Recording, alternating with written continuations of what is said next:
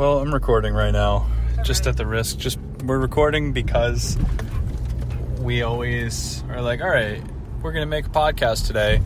And then we discuss all of these interesting things that we want to talk about on the podcast before we record, and then kind of disrupt the magic, intuitive, conversational flow that podcasting, in my opinion, according to my taste, is supposed to be. Mm-hmm. Capturing that. I'm going to just take a quick moment here to check something. Okay, and we're recording again. We had a bit of a mishap that we'll explain later in the production of an episode earlier this week. It's okay. We'll let everyone know in due time. When we decide how to... But we've definitely made some serious considerations in the way we produce this podcast. Yes. Due to some unfortunate consequences of circumstance. But regardless, today we are here to talk about the Institute of Contemporary Art in Boston and the fucking outstanding show that we just witnessed. Oh my goodness. And when we say art show, you know, we mean like, what am I trying to say? The hangings of some specific pieces. One being, so I just want to say right off the bat, just to ease our minds, we're not here for the facts. Right? Like I feel like we get a little bit nervous when we step into worlds beyond the scope of our own personal lives because we don't want to be wrong, or we don't want to look foolish or insult somebody or get in trouble, so we kind of find ourselves kind of constricted. That's true. I think I get very anxious about not me too. citing what we're referencing. Yeah. Crediting appropriately. Yeah, and I mean, I don't know, man. Like, if we were writing these episodes legit, like if we were really, really focusing on the production and what we were saying, and we fucked shit up like that might be a little bit like you know, be like, all right, you really should have known that because you were writing it. Mm-hmm. But this is off the cuff. If somebody's listening expecting that type of accuracy, they should go listen to a different podcast, right? Yeah. Like, what the fuck, man?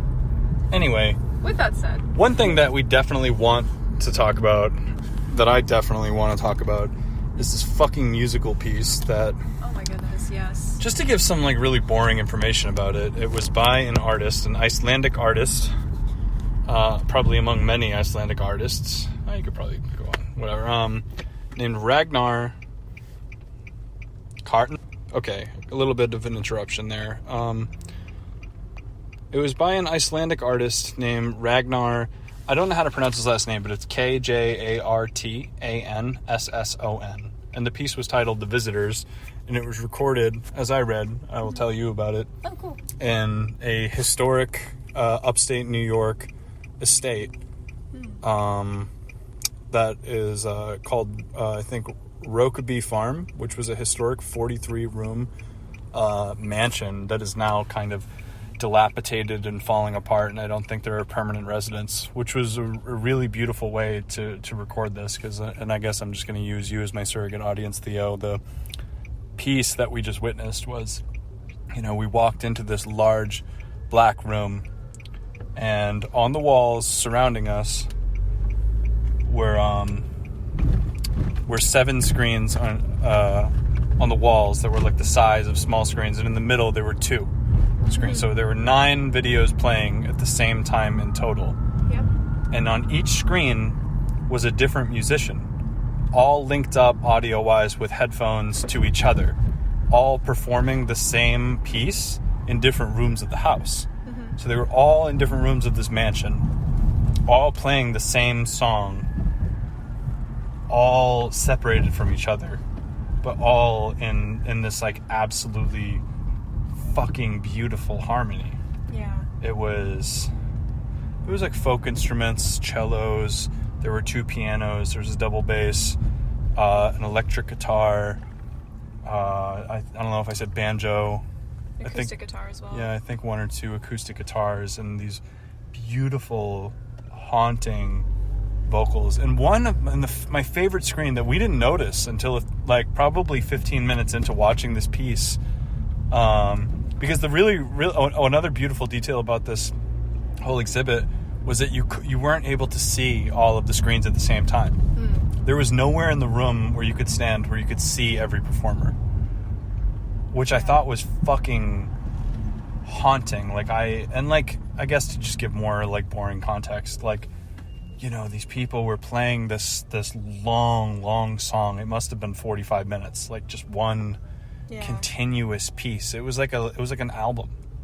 It's like a fucking whole album. And they were playing and singing, and there were some different refrains and different audio motifs happening as far as lyrical things, or some different melodies that were happening again and again, or different ways they were articulating certain notes or melodies. They were singing mostly the same two lines. Yeah. What was it? I fall into my feminine ways. Yeah, it was again I fall in my feminine ways. Was that it? I think so. I don't know. It was very beautiful. Yeah, and I don't remember the exact phrasing, but around you stars are exploding and there's nothing you can do. Oh, dude. Oh, and yeah, so, and the one screen that we couldn't see when we walked in, we could see 7 of them. And then on the walls, and we could see, you know, someone playing piano, someone singing harmonies and playing this bass. And then in front of us was a man sitting at a desk playing a banjo. And the cool part was too, was very, you could see the brushstrokes, so to speak, where you could see the microphones, the equipment, their pedal boards, cables, and what have you. Also, feel free to fucking like park or pull over anywhere. You know what I mean? We don't necessarily have to drive if you feel like you want to just kind of chill out. We're in kind of a trafficy area. I don't even know where I'm going to. Yeah, don't worry about it. But yeah, and there was just this one. Oh, I think if you go straight, you can get onto the highway if you want. Yeah, 93 North there. One really beautiful thing is on the other side. So in the center of the room, there was this focal point screen, which was the man with the banjo and the guitar. Fucking moron. The guy was just walking right by Holy my car. shit, fucking AirPod dickhead. Anyway, back to the vibes. Yeah, I think we'll end up in Somerville if we. Yeah, okay, so we're just on 93 now, but yeah, dude, like, and we walked, and on this center focal point screen, there was another screen on the back of it, and we go behind it, and on the back of it is the front porch of the mansion, and like 25 people, all hanging out on this porch, and singing these like gang vocaled group harmonies, and there was a man with headphones, who I'm assuming was like, and playing a guitar, so I'm assuming he was maybe kind of guiding the group harmonies on the front porch, because I imagine it would probably have been fucked to try to connect all of those people to the you know, to give everybody a monitor. So there was one guy with a guitar that was connected to the monitor. I didn't even catch that. That's yeah, like leading these people in the harmonies, and on below the deck on the grass were these like 2 men that I couldn't figure out what they were doing at first, when they were like building something or assembling something, and they were loading a cannon. A very small cannon. A small cannon. It was, and when we say small, we don't mean like a desk cannon or something. Like, it was like a fucking cannon, like the size of like a small bicycle. Yeah. Like, it was like a pretty, like, as far as cannons go, like, compared to other cannons, it was small. But, like, if it was shot at you, you would die. Yeah. Like, it was... But, dude, it was, like, bringing tears to my eyes, because I hadn't heard music like that in person literally in over a year, obviously. And, like, to see and to hear this, it was like I've never seen a musical performance with so much texture and so much fucking dimension. Not even live. I've never seen something with so much depth, and I don't mean content, like, because I have no idea what the song was about. Like, I know the title and I heard some of the refrains, but as far as like more context goes, we were talking about this, as far as more context goes with what they were specifically trying to communicate, I don't really know, but I got it viscerally, right? Yeah, because I mean, If you're intending to see this exhibition, maybe don't listen to the rest of this because I'm about to spoil some things, but Yeah. I think something that was pretty integral to my experience of it was, I don't know when the piece was made, so I don't know if this was the intention it was created, but if not, it was very, very fitting. But the wall text said it's the first new exhibition that was put on since the museum reopened after COVID-19. It's their first permanent acquisition that they've gotten after the fact. Oh. And because all of these people they were all alone on their separate screens. And another detail that was just kind of nice is they were in this dilapidated environment. Some of them were, like, nobody was really dressed up. A lot of them were pretty informal. There was a couple in one of the shots where one of the partners was playing guitar and singing, and one of them was asleep in the bed in the nude. Oh, and yeah. There was a girl in a long, kind of flowing house dress, barefoot, that was singing, and her hair wasn't brushed. Like, it was very, like, you caught these people in their home space. And it was, the wall text was comparing it to the act of sheltering in place, or, as it said, being alone together. And I just thought it was really interesting. Like, even the fact that they showed all of the equipment and that they were playing the same song. Like, they weren't just playing the same song, they were connected by technology at the same time. Yeah, and there was so much freedom in it, too. Like, especially one of the frames was a man in a bathtub. He was completely naked, submerged in soapy bathwater with a guitar that I recognize as a pretty nice acoustic guitar, like an expensive looking acoustic guitar that he was just letting dip into the water as he played. Like, he was just playing, and just the smallest part of the bottom of the guitar was literally, I noticed that, in the soapy water. Like, it didn't matter. Like, he just didn't fucking care. And, like, it clearly wasn't some bullshit guitar. Like, it looked like it might have been a Martin. I couldn't see the headstock. It might not mean anything to you, but I mean, like, it's like, I don't know. Like, I mean, I was like, I've never seen somebody just fucking dip a guitar in a bath. Incidentally, this isn't really super important, but the person who played that role in the piece was also the artist. Right, which must have been Ragnar, and I don't know his last name, but, like... Yeah. But holy fuck, man. Yeah, because it was these people, like... And from a technical standpoint, we were talking about this in the museum. From a technical standpoint, dude, this was... So it had to be 8 musicians, 8 integral members of this ensemble, this cast of people that were playing an instrument, and then the 9th screen was a large group of people. That might have been 15 people or something, or 20 people. Which means that somebody had to, I don't know how they could have done this, film 9 amazing high definition cameras with all of these people connected audio-wise through a monitor, like, recording them, like, in this pristine fucking way, man. Like, it was, like... But yeah, I don't even know where I would begin if I had to set something up like that. Because, like you said, you mentioned at one point, they could probably hear each other in some capacity, maybe through the walls, like, because there was also a drum set and a bass. There were 2 of them that were on opposite ends of the same room. Yeah, so there was, that was the 2 piano players. There was 2 fucking full-size pianos, like grand pianos, not like upright, like a big ass pianos in the same room. And that was the most beautiful fucking part, I think, where, oh my god, during, like, this bridge kind of transitional part, like this big build up refrain, like large big fat harmonies happening, and then it fell down into this kind of somber, just guitar and a couple people singing, and then one of the piano players, who was on the opposite side of the room, of screen, on the far side of the room, he stands up from his piano and he walks out of frame, and then right to our right, he enters that frame. He just walked into a different screen, and he sat down with that piano player, and then that guy got up from his piano, and then they both lit a cigar and had a drink while the other ones were playing. And then you started to notice small details coming in all different parts, where they were kind of...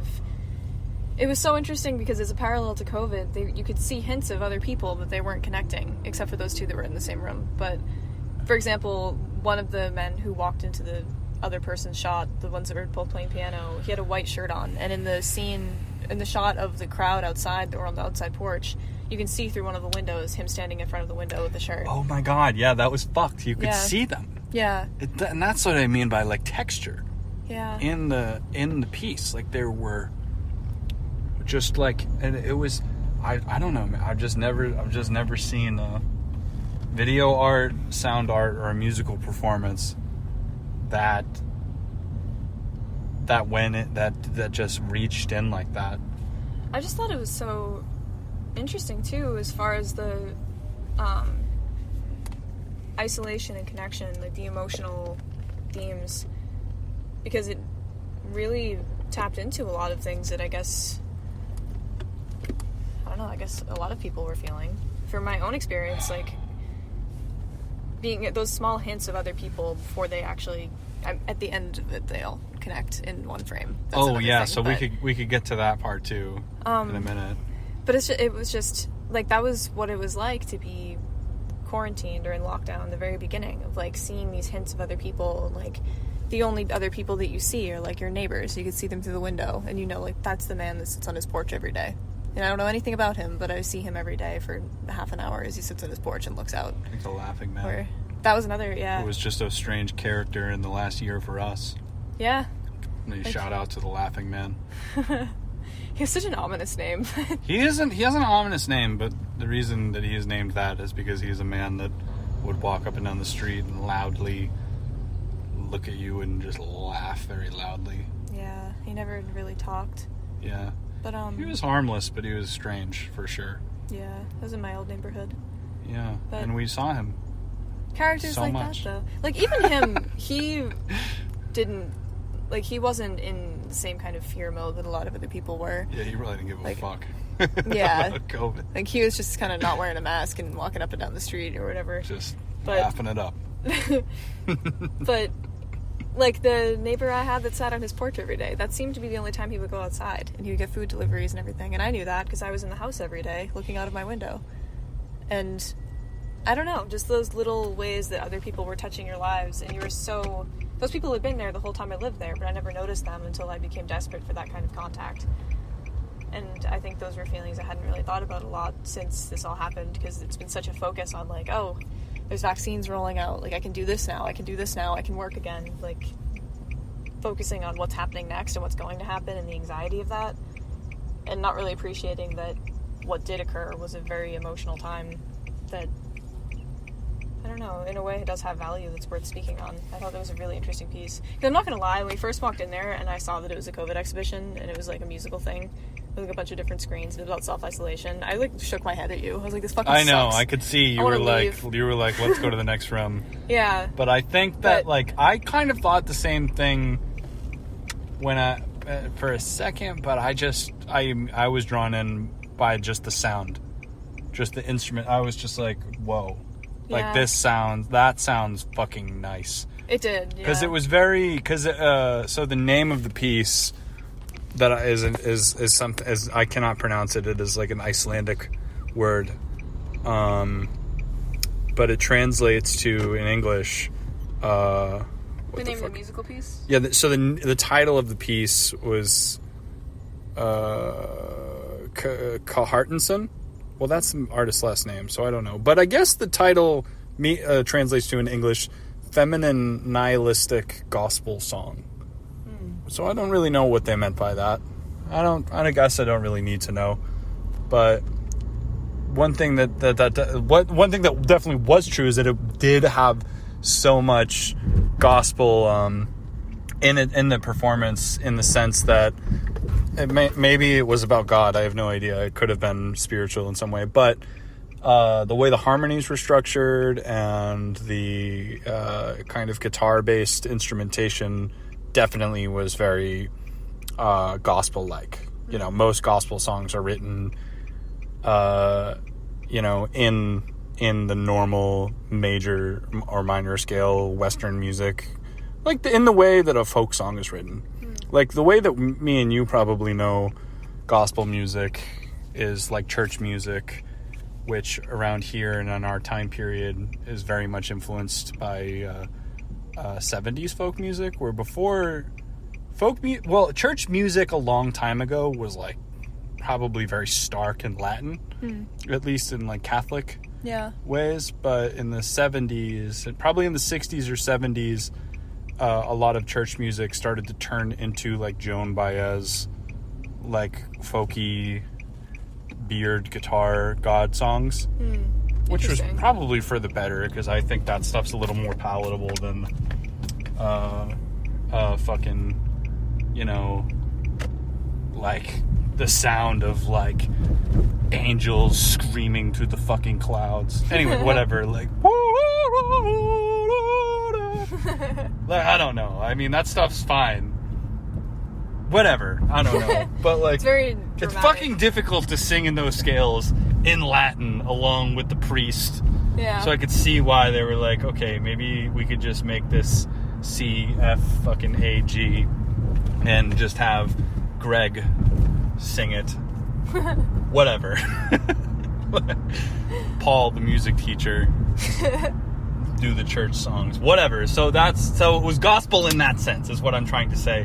Where it had these beautiful, booming, like gorgeous harmonies over a folk. Like, you know, if you didn't know any better, you might have thought it was, I don't know, like what's that fucking band of Monsters and Men type, like Icelandic folk music with 50 people in the band. Yeah. Do you know what I mean?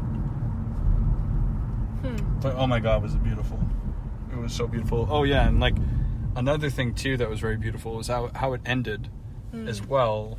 Was like, I spoiled that a little bit. Oh, who gives a shit? But like how it ended was so beautiful, because as they started, so the song fell into a refrain as it ended, which was, and how I fall into my feminine ways.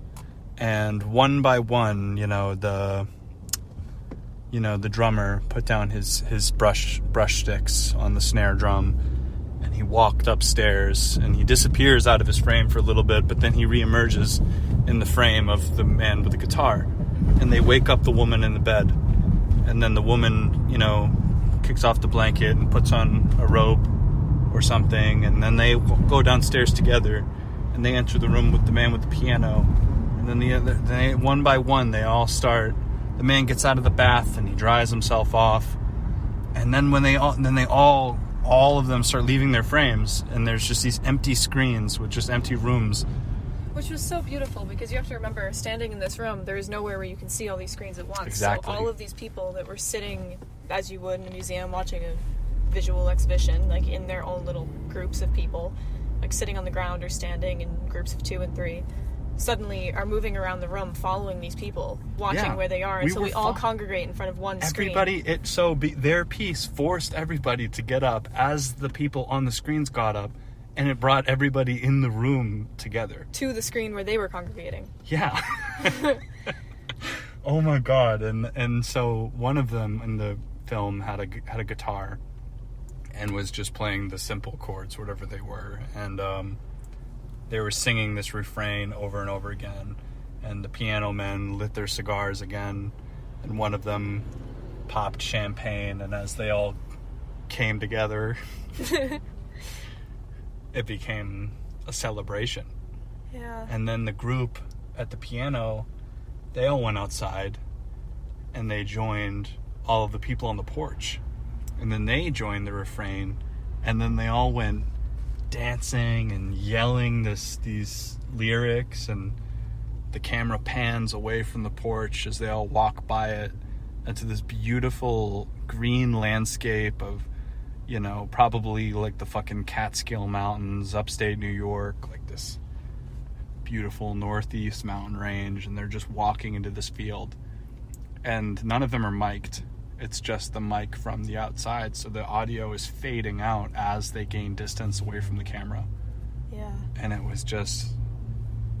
And then after that, a man in all black goes around to each room and slowly breaks down the equipment. Each of the monitors turns off as he turns off each camera. Yeah, it was very slow, and this man was really informal too. He was clearly just some type of engineer, producer, he was the guy, like the camera guy. He's whistling the song also. He was whistling, the refrain.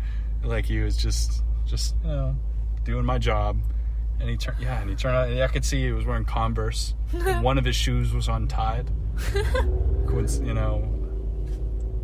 was a beautiful exhibition. Oh my God, dude. And in terms of, I just keep coming back to the emotional symbolism in the piece, because I'm not a musician, so a lot of the technical stuff kind of went over my head. It looked like it was really, really difficult to do, but I don't know a lot about that. But what was really hitting home for me was I thought the use of the word feminine was really interesting. I don't know what exactly they were trying to evoke with that, but for me I was thinking about a lot of the things that I was thinking about when I was in quarantine also, of just the trope of being stuck in the home and how that in completely different contexts can be a kind of traditional pathway for a feminine person, of just sort of slowly isolating yourself from the rest of the world and the home being everything, and how a lot of us kind of unwillingly were forced into that because of the coronavirus and because of lockdown and self-isolation, and the idea of being alone together and that being extrapolated out to a pandemic or something like a family model, or I don't know. I think I've even been thinking about this before this. We talked about this morning, of like that situation in the context of like an apartment complex, or as a person living alone in the city, like alone together, you're around so many people but not necessarily connecting. So I don't know, I thought that was interesting in terms of, I know that word is possibly not very, maybe an overly literal translation of the original Icelandic title, feminine nihilistic gospel song. Yeah, there could be, I suspect there are some limitations in our understanding maybe of the artist's statement at length, like because it was an English song, like they wrote it in English, but there may be some things lost, I suspect. But I think it's interesting too, because like, there's not a lot of pressure on the artist in the sense that we don't need them to, like, I think that like, there was a lot of like his, we're probably going to talk about this next, but there were a lot of paintings after this in separate rooms, other parts of the exhibition, where there were a lot of people, because it's a museum opening in fucking 2021. There's all these pieces about isolation and COVID, of course. But why don't you hop into the parking lot here so you can focus a little more if you want, unless you want to keep driving. Okay, yeah. We'll keep driving, whatever. And there was a lot of people that were using femininity in domestic life in terms of having to cook and clean and be trapped in this isolation of home. Like there were a lot of people using that motif, I guess I'm just saying, or that metaphor. So I could see why these people did that, even if whatever, I guess it makes sense. But like, I don't know, another motif that I thought was really interesting too was on the parking lot. Oh, now you want to? Yeah, actually. Now that you're in the right lane. I can still turn. No. Left on. There's two left lights. Okay, whatever. I don't give a shit. Sorry. Don't let me criticize you. It's okay. Oh yeah, another motif that I really liked was the cigars, because they seemed kind of, like whatever, but to me they were really poignant to see, because in my family, I don't think anyone really decided this on purpose, but in my family, all of my uncles at every family gathering, and I have many uncles, like a large extended family, but all of the men, every family gathering, all go outside at the same time, and they all stand around maybe a fire, maybe a garage, I don't know, a car, and they all just sit outside and just smoke cigars and just talk, laugh, maybe not. But the beautiful thing I've always thought about with the cigars at family stuff is that they do it at weddings, they do it when a baby is born, they do it at funerals, when people die.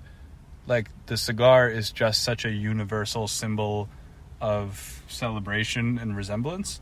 And coming together. Victory, death, failure, endings, beginnings. And I thought it was really cool that in the middle of this like strain in the performance and this transitional big part of the song, and it falling in this somber moment, these piano players, you know, poured a drink and lit a cigar in this like sad, quiet moment they had alone. But at the end, they did the same thing. When they all finally came back together, they lit cigars again and had the same drink. But the context of the cigars and drinks is very different. Interesting. Very different. And it kind of just, maybe that was just poignant for me too, because I like have like some memories too of, there were a few rare times, obviously, you know, all of my uncles are in their fucking 50s and 60s, and me being a child to them, I wasn't often included in these cigars, but there was one time where a cousin of mine died from cancer, and at his funeral, they all lit cigars outside, and they gave me one too. And it was very, just like, I just remember it being so powerful. Yeah. To just be there and have a cigar too, and just to, and share this sad moment. But for some reason, the cigar, I don't really understand it. I don't really understand why. Yeah. But to see it in art made me like go, oh, like, holy shit. Because I've never seen that reflected back at me. Yeah. That thing that my family does. I've never seen art show me that. Yeah. To me. Like, I guess. So that was like a lot for me to experience. I don't know. I just keep coming back to, I think for me the really moving thing was the use of the term feminine, and how it was such a somber thing when they were all separate. Yeah. And then became an almost celebratory thing when they came together. Because that is another thing to mention, is that they sang that verse when they were alone, and they sang that was the one that they kept repeating when they all joined into the same place and walked off the shot. I'm a little irritated by the fact that I don't remember the exact phrasing of what they said, but again, I fall into my feminine ways, essentially, was what they said. And that, I think, was something that, for me, like, I spent a good year and a half of my life before lockdown and coronavirus in a pretty negative and toxic relationship where I cut off all of my friends and my family and basically lived in my home. And that was just what I thought you were supposed to do to be a good partner or something. And I mean, that's a long story in itself, but I thought about that a lot when lockdown happened, because my biggest fear was living like that again, and all of a sudden that seemed like it was all there was going to be.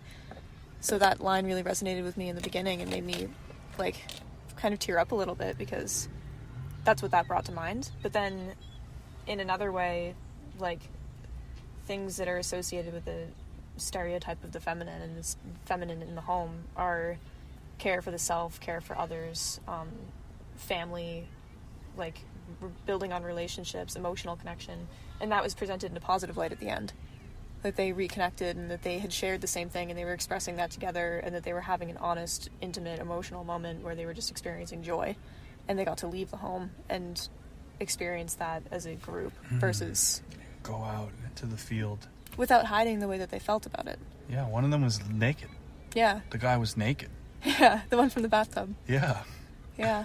And like you could even kind of connect that to the cigar too, where like femininity in this context of this piece and in so many parts of life is sometimes shunned, punished. People might be ashamed of their femininity. And also there are people in the world that love it and that celebrate it, invoke it, desire it. Yeah. You know what I mean? And it's like, it's so, yeah, there's like so much celebration and mourning all wrapped up into this one concept. Because femininity, when it's being punished or when it's being celebrated, the femininity isn't really different. But the way its placement and its context, you know what I mean? And the policing of it also. The policing of it, yeah, the persecution of it. Yeah, is like, it's the way that we're holding this thing is changing. It's like fire. You know, fire can warm us or it can burn us to death. Yeah. Or you can burn people with it. I don't know, but yeah, like it's just interesting because these performers just really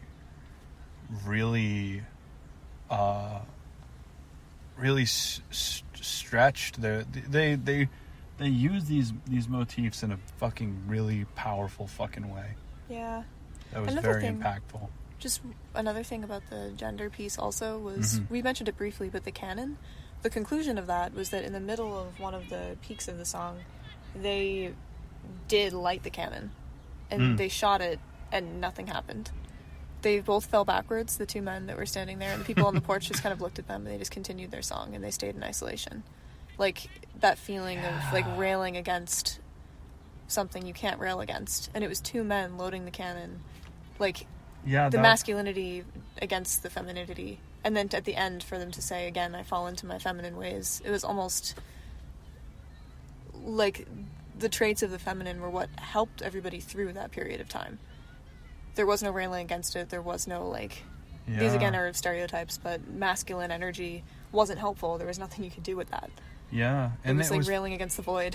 One thing that was really funny, too, so, and keep in mind, the refrain they were singing during that part was that there are stars exploding and you can't do anything about it, or I forget the exact line.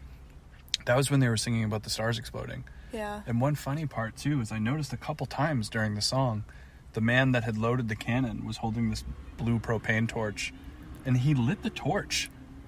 He lit the torch at one point, and another man came up to him and was like, not yet. Yeah. Like, as if he was off cue, like, because it wasn't I don't know, because I'm sure the whole thing was planned. But I thought it was funny that he was, that with what you said, that he was gonna light it before that. Yeah, and it wasn't time.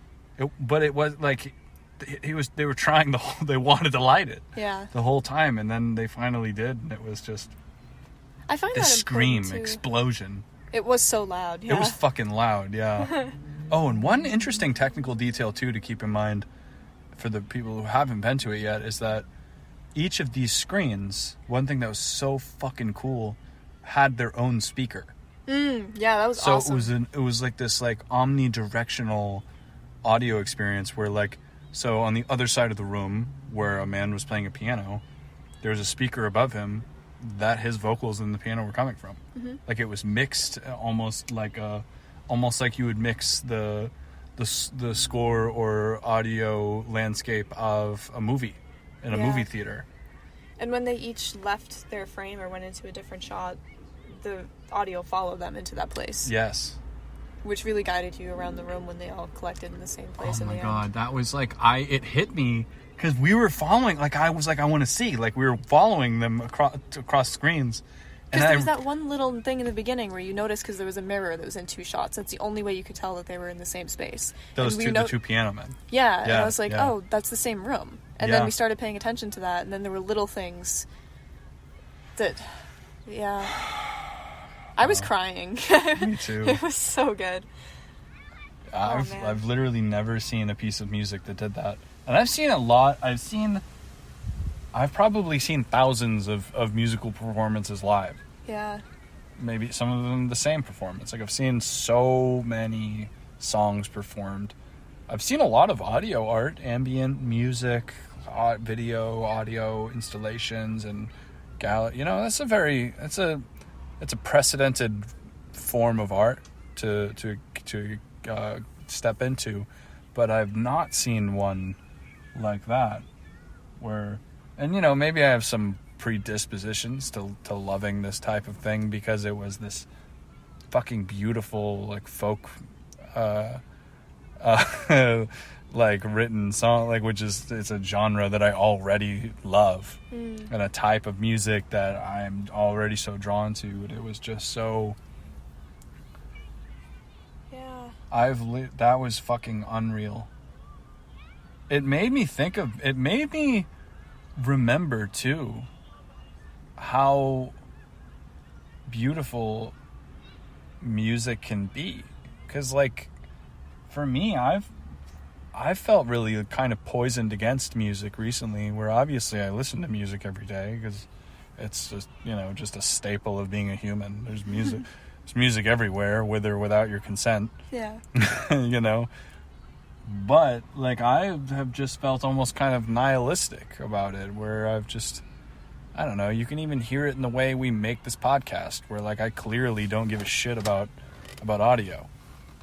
You know what I mean? Like, I'm clearly somebody who is not giving any kind of credence or reverence to the way audio is supposed to be or could be. And that this piece really exposed that to me, to myself, you know what I mean? That really reminded me of the fucking absolute, the reverence, like, and the beauty. Like, it it was fucking biblical.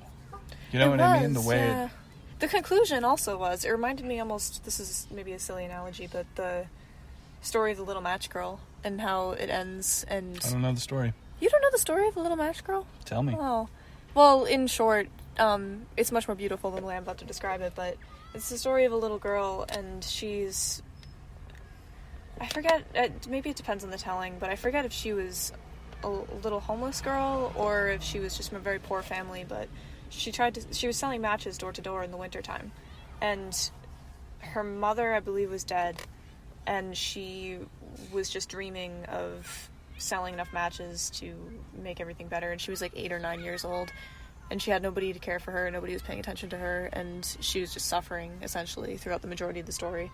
And in the end, she falls asleep on a stoop and in the snow and wakes up, and I don't remember exactly what happens, but someone like buys matches from her, and she goes to this mansion, and she's happy and safe and warm, and her mother is there, and the subtext is that she died on the porch in real life, but that she found kind of this salvation in heaven. And it was so interesting too to look at this piece, because I really want to know when exactly it was made, but them leaving this dilapidated house and finding joy together had that same sort of effect of like an almost like gospel tale ending of this sort of resonant, beautiful hope that Serenity. that maybe wasn't a literal depiction of the experience, but maybe a depiction of the hope and the after COVID conversations, or like when we all get vaccinated or whatever. Yeah, and like they were going into the woods with they didn't have anything with them. They didn't have shoes or proper clothing, no water out there, but they were going. And something I've always thought about nature too is nature is chaotic and dangerous, and there's fucking animals and poisonous fucking shit. And it was also getting dark. Yeah, and that was, oh my god, before I get into my point, like, sorry. that was a fucking beautiful part of the piece too, is because it wasn't lit. Yeah, and the sun was setting. Yeah, there were not, and when I say it wasn't lit, I mean in like a cinematic way where they didn't control the lighting at all, and it was, and the sun was setting during the filming of the piece. So by the end of the piece, there were people playing in dark rooms. Yeah. It was fucked. But yeah, like these people going out into nature and leaving the home. Mm-hmm. Which is like, because like, you're supposed to, air conditioning and beds and comfort and clothes and socks and soap and a gas stove. Like these are safety. But through these like, domestic, solitary confinement, we have found them to be almost fucking dangerous places. And these places we're trapped in, and these people in an allegoric way, chose the forest. And like, I think that the nature is really beautiful, because the way I think about nature is that it is simultaneously the most chaotic and dangerous thing in the world, and the most beautiful and serene thing in the world. Because when you look at a forest, absolutely nothing looks out of place. The thorns are where the thorns are supposed to be. The jagged rocks are where they're supposed to be. Everything is exactly as it's supposed to be. Mm-hmm. But it's chaotic as fuck. It's not planned. It's not curated. It's a fucking forest, but it looks perfect. Yeah. In its chaos. Yeah. You know what I mean? And I just think that's so interesting that something, and we, and to look at the polar opposite, we look at something as perfect and serene and sculpted and crafted like the Boston City Hall, like a brutalist architecture. We're fucking appalled. We're like, this is the ugliest fucking thing built. But it's perfect. It's perfectly constructed. It'll never fall. It has water, safety, glass to protect you from the wind. And it's so interesting, too, because, I mean, I don't know. I think when you're talking about nature and the volatility of nature, that also, when you're talking about the duality of masculine and feminine, that is a feminine thing. And when I say this, I don't mean, like, men and women. I mean, these are traits that we all have as humans that have been gendered over time, of course, but that as a side note. But I think when you think about masculine in that kind of context, you're thinking of things like industry and building and maybe dominion over a space, like things like agriculture and civilization and moving forward. And the feminine is caring and connection to what already exists, and things like gardening or caretaking and whatever. And these are traits that we all have, but I think that was why it was really interesting and resonant that at the end of it they were singing, and again, I fall into my feminine ways, while leaving the space that they had also, not condemned, but referred to as feminine. You know what I mean? In a harmful or like that both of these things were femininity. Way, yeah. Mm-hmm. And in another way, it's interesting too, like, in my own life and the people that I've observed around me, like, while this was a traumatic and really scary time, it did force a lot of introspection. I know a lot of people that I can name that feel that they're better off for having spent those months engaged in that kind of introspective practice. Like, there was a person at my job the other day that was talking to me about how he bakes bread every morning now, because he works from home, and he did the baking bread during quarantine thing, and realized he fucking loved it, and he never would have been a person who bakes bread. Every morning he bakes bread. Every day, yeah. Wow. He has a bunch of sourdough starters, and he pulls the dough while he's on his lunch break from working from home. What the fuck? He does it, like, every hour or something, so it's, like, fresh, and he just makes bread for his friends. He's like, I used to work a 9-to-5 office job in the city, and I never would have done that before. But having that time to reflect. That sounds like a Pixar short. Right, but at the time, I'm sure it was a coping tactic. Yeah. It wasn't something beautiful. And I'm sure the first few loaves he baked were not very good. Yeah, probably. Right? He probably had to practice. Yeah. I don't know, this is using the words feminine and masculine in the most liberal sense, but... Fuck it. I don't tend to We're liberals. I don't like to use those words typically, but since they were associated already with the piece, that's the ways that they resonated for me. I think that's kind of a nice thing, and I really, want to highlight something you said, where you said that masculinity and femininity don't really belong to the sexes, or to either gender. Like, it's just... they just are what they are. They're like red and blue. Yeah. Whatever. They're just ways of being sometimes, and that, like, and I thought that was really beautiful to hear, like, because, like, some of and to talk about the identities or possible identities of some of these performers in the video, there were women and men, and the men were, like, I don't know, had beards and were balding and were wearing with their button-up shirts tucked in and cigars. Like, they looked like, I don't know, whatever. Like, monsters and men. They looked, well, I'm just saying they looked like masculine.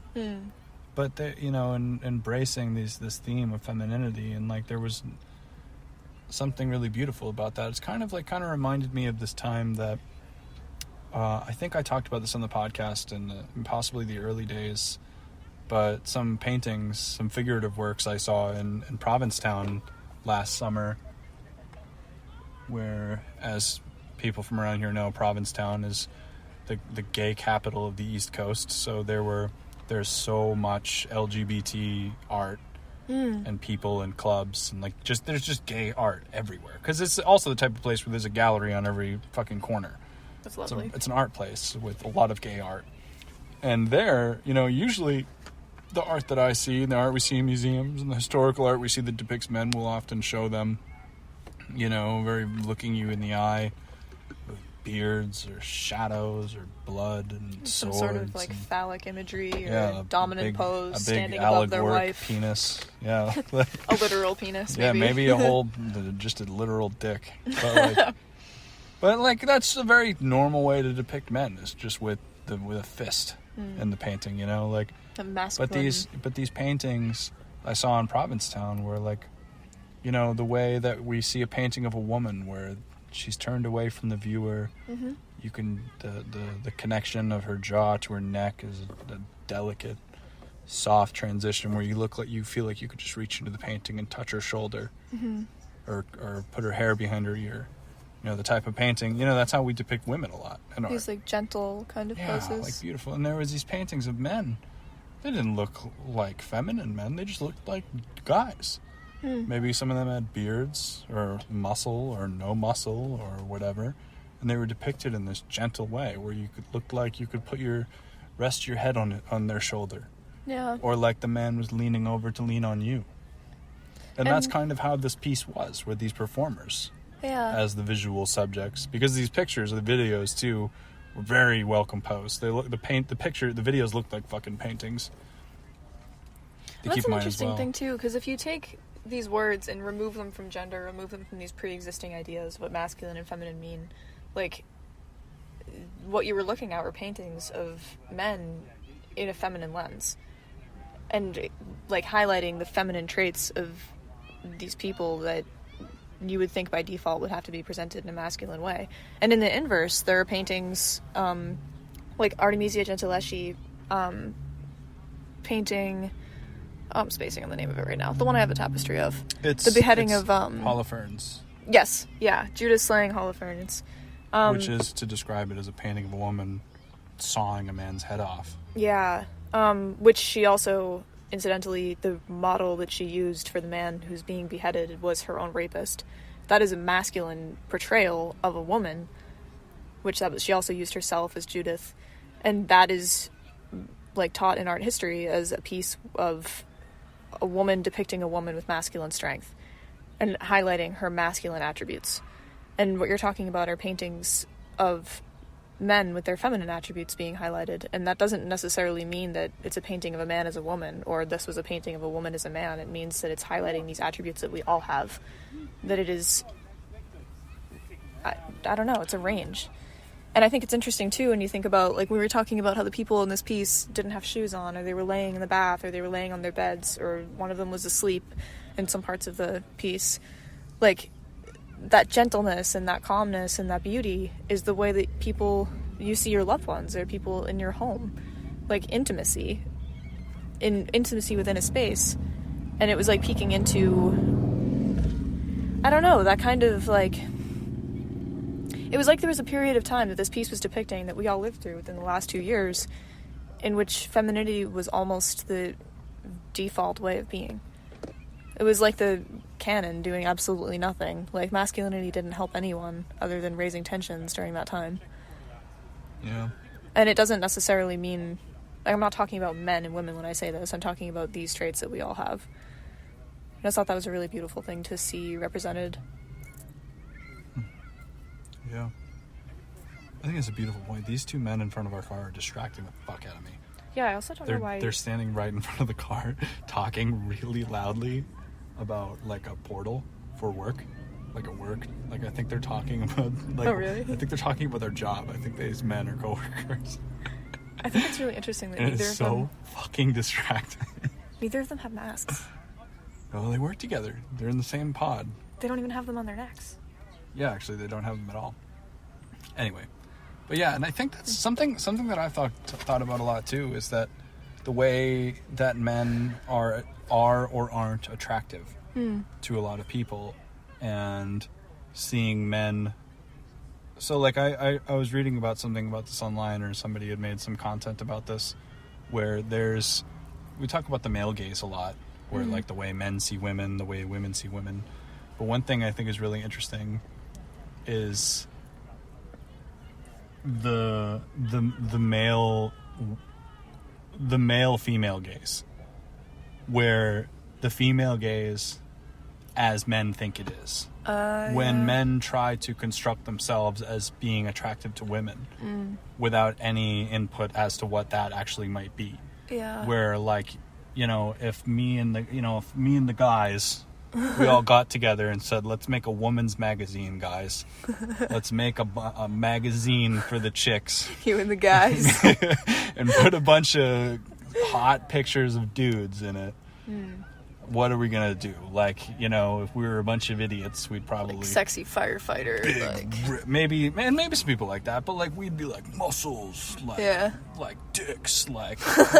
But really, like maybe women want guys' butts or men looking soft, like, cause that's the thing is like I've thought about this a lot. I've journaled about this before, but I kind of decided in my head as just some random invented dichotomy. That there's hard masculine and there's soft masculine. Neither is stronger or it's not like a on or off kind of thing, but like hard masculine might be like a picture of punching a guy in the face or like a guy on a horse, like some equestrian statue or like equine statue. Han Solo. I love you, I know. But like a soft masculine might be like two men connecting emotionally.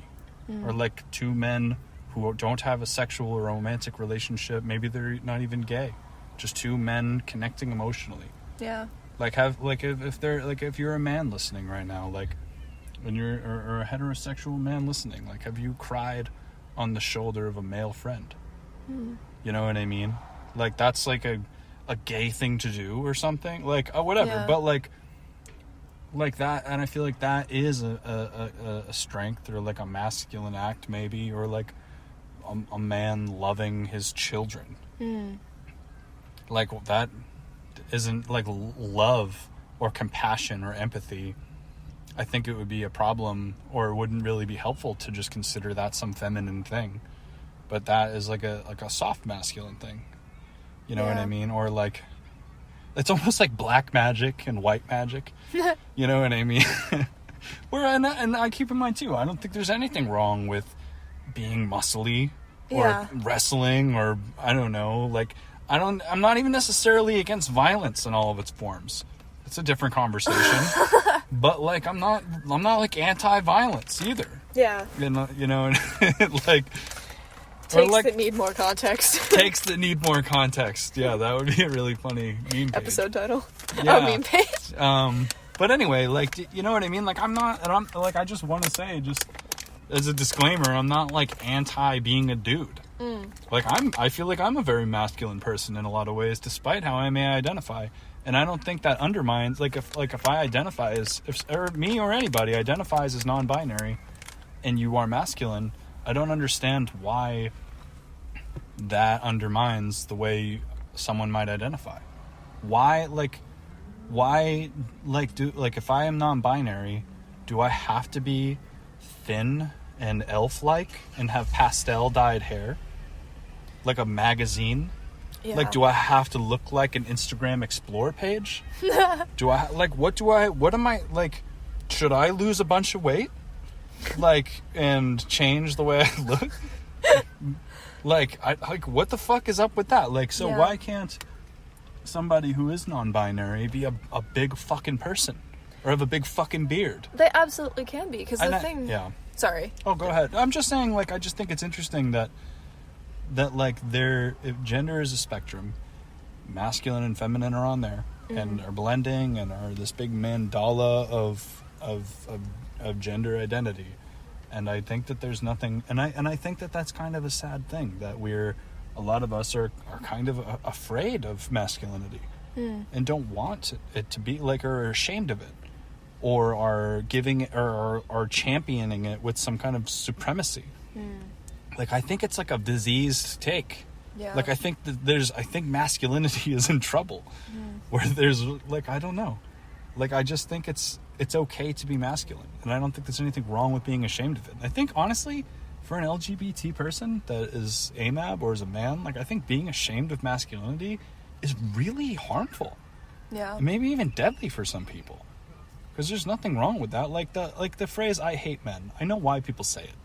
And I'm not going to be like, you shouldn't say that. I'm not whatever. I understand the sentiment. It's a, whatever. But do gay men hate men? I like men. I love the men in my life. You know? I don't know. I think... it's just so fucking complicated, but I think masculinity is just in trouble. And I don't know, man. I say that because I am a member of the LGBT community, and I identify however I fucking identify, but, like, it would take some serious fucking commitment and work for me to not be masculine. And I'm not talking about behaviorally, I'm talking about viscerally. Yeah. I have facial hair that grows back instantly.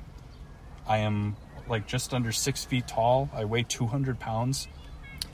Like, I'm just saying, like, I'm not, like, I don't know. I'm not complaining. I'm not saying this as a lament. Yeah. It's just, it's okay. And I'm perfectly okay with the way I look. I love the way I look. You know what I mean? I think the thing is, though, like, I completely agree with everything you're saying. I think that the people that express sentiments like that kind of condemn masculinity in entirety are absolutely, completely TERFs. Trans exclusionary radical feminists. That's women only, women all the time, cis women only takes.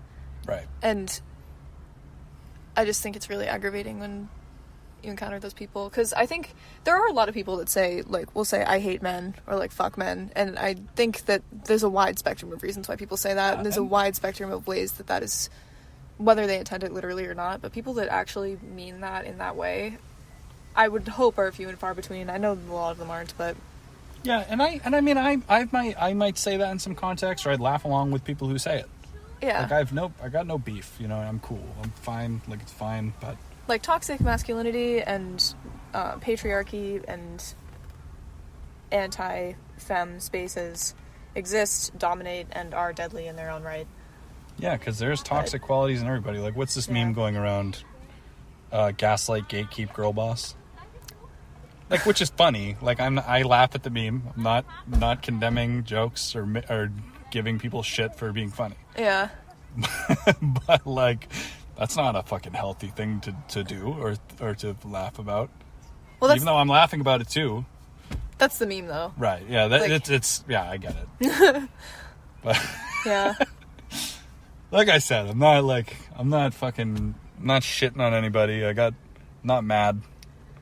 Yeah. I laugh at evil jokes also. I don't know what the fuck. I think somebody just said something to me through the window, but I'm not even going to engage with that man. I'm pretty sure that guy was listening to us record and just laughed at what you said. He looked me right in the eyes. That was a scary man, and I don't want to talk to him. Our window is almost completely up, just so you know. It's fine. I'm just I don't want to know what's going on inside of the car. I'm all set with whatever's going on out there. Whatever, that man approved of our take, but... I don't know if he did or didn't. I just don't want to know. He's not a part of... He left, so he walked away. People outside of the car window are, like, assumed villains to me. There's an intense amount of bird shit on that car. Wow, that's a lot. It's like someone poured out a cup. Yeah. Very distracted right now. I've lost weight. Anyway, but yeah, this is, I think, I'm really surprised, because, like, I thought about gender a lot, too, when I was watching that. Kind of absent-mindedly, I had some thoughts about gender, and it's very clear now that you also did. And I think that's really interesting that this... I mean, obviously, maybe it invoked thoughts about gender because an integral lyric of the song was feminine ways. Well, so I guess maybe it's, like, kind of obvious that we would think about that, but... I think for me, I was thinking about gender a lot throughout the entire pandemic anyway. So, I mean, maybe in the beginning, the reason I was resistant to seeing the piece is because it was about COVID in the first place, and I wasn't really sure of that. No, yeah, Like, I didn't realize that was how I felt. But I was just like, fuck this, I don't need to see this. But really, I just didn't want to sit with these feelings. And actually being in there for about an hour and watching all of this and ruminating on these concepts, it was really powerful. It was really interesting.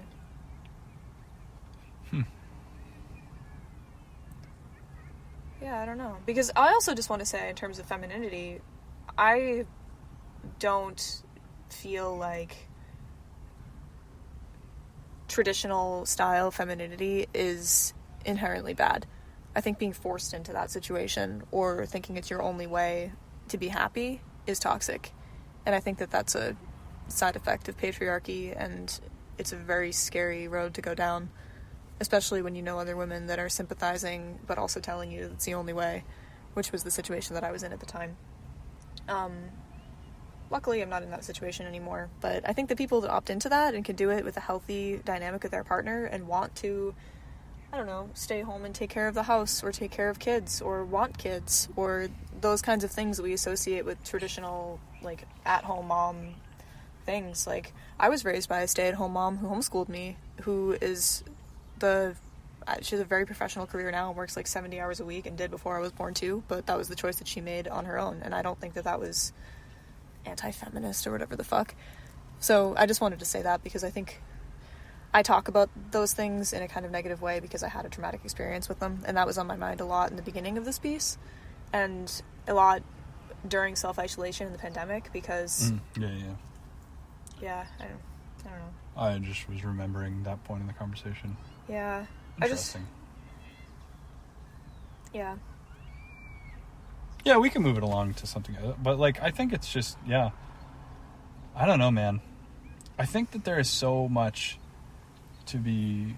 Oh, yeah, and actually something I was going to add, too, is I had something of a stay-at-home dad for a lot of parts of my childhood, because my dad ran his own business for my entire, like, upbringing, and he ran it out of the garage. So from, like, 5 a.m. till, like, 5 p.m, he wasn't to be disturbed. Yeah. But he was at the house. You know, like, if he had to come in because of you, it was not good. Like, he was very angry if, I don't know, because he'd be using, like, a fucking grinder or a welder or something in the garage, and I'd scream from the door, "Dad!" Like, because for some reason, and it was, like, fucking... Because another thing, too, is that my dad is partially deaf in his right... Really? He cannot hear out of his right ear. Oh. So you have to talk, like, pretty loud when you talk to him. Yeah. You're trying to get his attention. Which you can sometimes overshoot it, as I will do often, and he'll, like, be startled by you because you yelled or something. That's really funny. So it takes like a light touch. It takes some finesse, takes some delicate decision making to communicate with him when he is... I used to think that, like, it's kind of funny because I understand it a lot more now, but, like, what he was experiencing was probably a flow state while he was working, and when that flow state was interrupted, he would, leave me alone. Get out of here! That probably sounded horrible. Sorry, headphone people.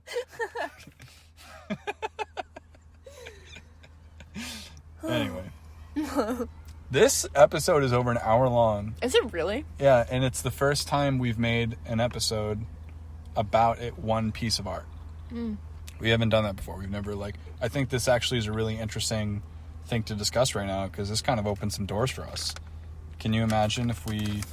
This probably wouldn't be very interesting, but we just made a whole hour-and-a-half long episode where we just discussed Starry Night by Van Gogh.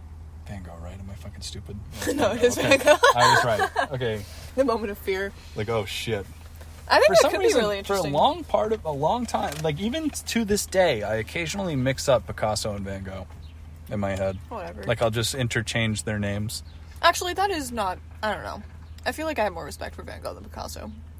Yeah, I think both of them, if we're going to speak about their legacy in completely black and white, nuanceless terms, they both affected the art world and the lineage of aesthetics in massive ways.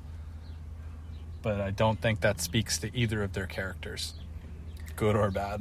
I think this is a whole other topic, but I think it's very interesting that the first painting that was abstraction in recorded history was the three women of... What is the name of the piece? What is the translated name? You know what I'm talking about. The first Picasso painting. Yeah. It's a painting of three women, and it's abstracted, and their body parts are painted in Picasso style, as you're probably familiar with. The kind of Cubist era. It's before pre-Cubism. It was really? Yeah, he invented I know Cubism. what you're talking about, yeah. And he painted it, thought it was a bad painting. Peach tones. And what the fuck is that called? The three women of, it's a place. I don't remember the name. But, I just think it's interesting that he was a known misogynist. The first painting in which we abstract the human form into parts is a painting of three women that he kept in secret for 10 years. Yeah, and I think an important note of the painting is they were sex workers. That's even worse. I didn't know that. I might be wrong, but I'm pretty sure they were sex workers from like a brothel or something that he would go to. Like, I'm pretty sure he has a lot of paintings. Yeah. Of sex workers in his portfolio. I just feel like it's interesting in terms of symbolism and interpretation. Like, yes, as a visual tool and in terms of art history and narrative and what you can do with this concept, cubism and abstraction and the idea of separating a visual into parts to evoke emotion in a different way, or a non-literal or non-linear way of depicting a subject or a form or landscape or what have you, etc., was groundbreaking and started a domino effect of a ton of different other concepts in the art world. But I also think that it's very gauche that it began with separating a woman into her parts, especially as a sex worker. Interesting. Picasso's a piece of shit as a person, but whatever, that's how everything begins, I suppose. For the viewer, I highly recommend a documentary that is free on YouTube that is called, what is it? Oh, it's called When Pablo Became Picasso. I need to watch that, because we watched that when I had COVID and I had a fever. And you weren't paying attention. Yeah. I was chilling. Eating PB&Js and watching documentaries for 12 hours straight. Not really, Anyway. It was like 2 weeks straight. Yeah, we were dying from the plague when we watched this. But it's a very interesting documentary because it's about Picasso's origins and in the sense like his youth and his young adulthood and how he became the person he was. Because one thing that's interesting is Pablo Picasso's birth name, his name was not Picasso. I think that was like, Moniker? No, I think it was like something like his mother's maiden name or something. Like, I think he had changed. That wasn't his last name. I think that... Intriguing. Because his father was a very good artist and was a professor at a fancy art school, and he taught Picasso all of these things. He was his father's protege, which naturally led to the separation from his father, where I fucking hate you, Dad. Like, I'm not going to art school in Barcelona. Like, I'm moving to fucking Paris, and I'm gonna hang out with Gertrude Stein and fucking Hemingway. Yeah, like you do. But, like, so, yeah. And then I think at that point, he had started to go by Pablo Picasso. This isn't... Anyway, but yeah, so that documentary really, really examines Picasso's legacy and his origins, but also, really interestingly, his relationships. And the women he was with and the women that surrounded him and helped him and were around him, because he had a lot of artistic partners, and not necessarily collaborators, but more like people that were just there in a circle that he was making art with. And one of his very first patrons who fucking, was probably largely responsible for his success, as she was for other artists, Gertrude Stein, a gay woman. I believe she was gay or was rumored to be gay. Yeah. Because this was, at the turn of the century, so it might not have been whatever. But his original and most important benefactor was a woman. Interesting. So he owes a lot. Don't they all? Yeah. Anyway, but yeah. So if you want to know more or make up your mind, I suggest that one to start. But anyway. This isn't about Picasso. Better. You like what? I like Van Gogh better. Yeah, Van Gogh's an MVP for sure. This is really making me excited for the future right now. For the podcast? Yeah, I really think that we should do. We'll call it. This is gonna be a future episode. All right. Picasso, an autopsy. An autopsy. God. We'll talk about Picasso, and we'll make a Van Gogh episode. Maybe we will. Maybe we could watch Loving Vincent and talk about it. Did we not watch that yet? I've seen it. I'm not sure if you have or if we watched it together. You know what it was? I think that might have been when we had COVID too. That was the one. And we started to, and we were like, we can't fucking do this. This is too intense.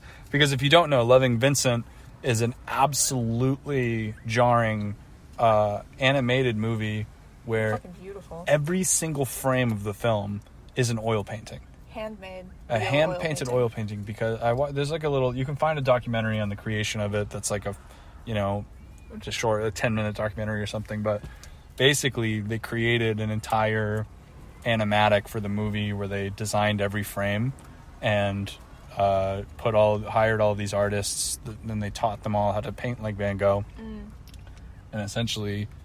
had hundreds of artists painting each pre-created frame of this movie. So beautiful. Which is and when you watch it, you can see that each frame is a physical object rapidly moving, probably like 30 fucking FPS, which is fucking really fast in animation terms.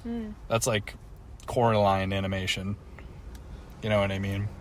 But yeah, so it's a very jarring movie to watch visually, but also just a pretty interesting story about Van Gogh and his his part of his adult life, and I feel like it dissipates some clouds of mystique that surrounded him and kind of gives him a little more dimension. It is in majority not fictionalized also. I think the ending is based on a contentious account of his death. I haven't actually finished it, but that's what I heard. Because I think there was a theory that he was killed. I think some people... Yeah, that was the... Sort of. Yeah, okay. With the boys. I'm not sure.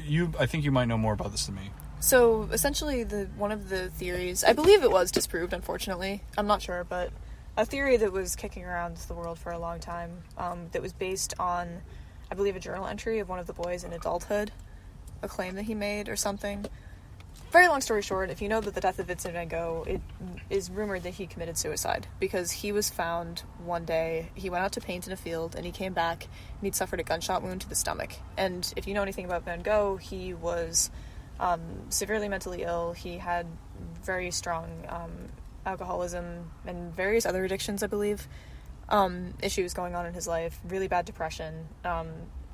Everybody knows the story of how he cut off his ear for a love that was, I think she was a sex worker that he had feelings for, that she did not reciprocate those feelings, so he cut off his ear and sent it to her, and he lost contact with her. And famous story. Yeah. So he was not it wasn't a surprise to a lot of people that this happened, and they assumed that he had tried to shoot himself. And what of the journal entry?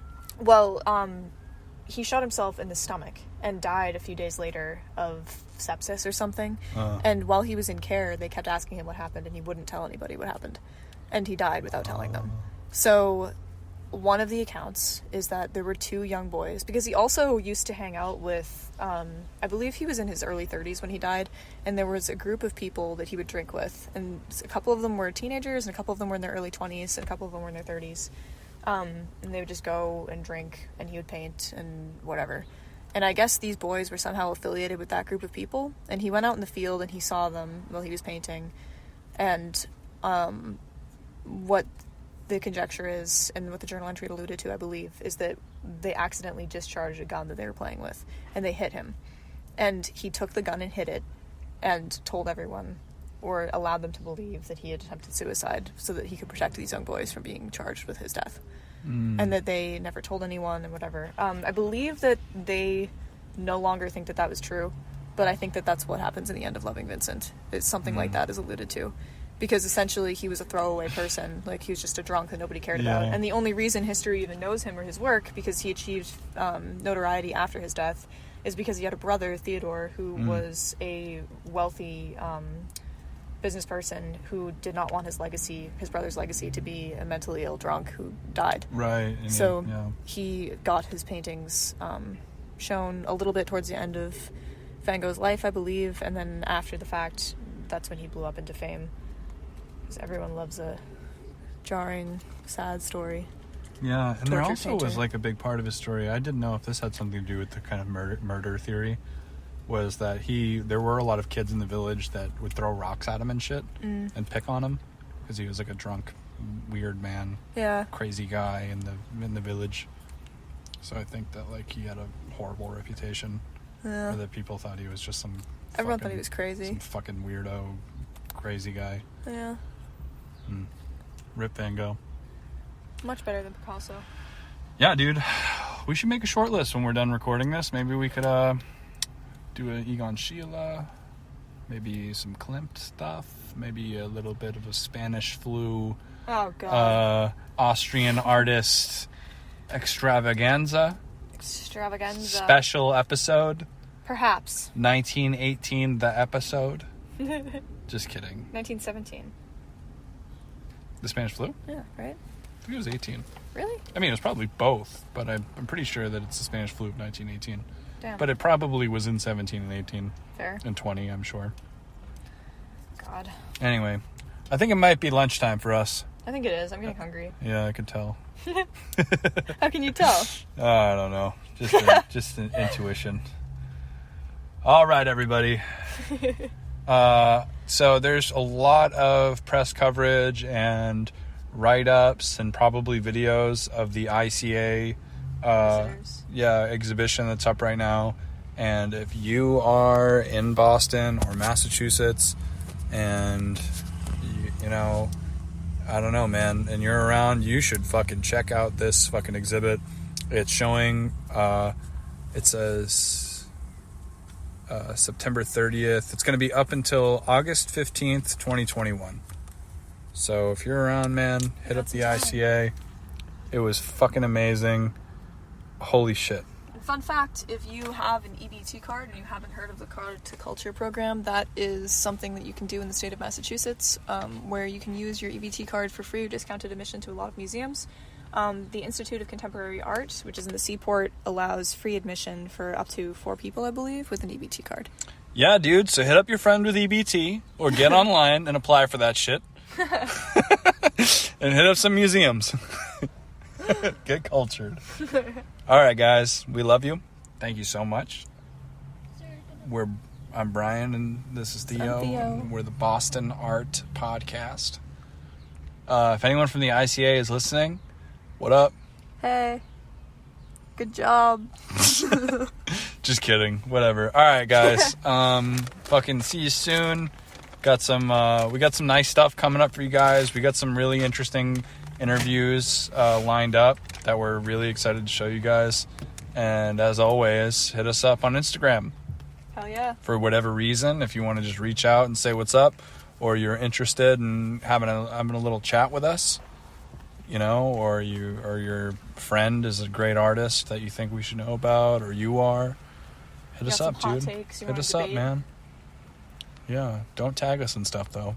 Yeah, don't fucking just DM us. Don't block tag people. Yeah, just send me a little message. That's all. Just be like, hey.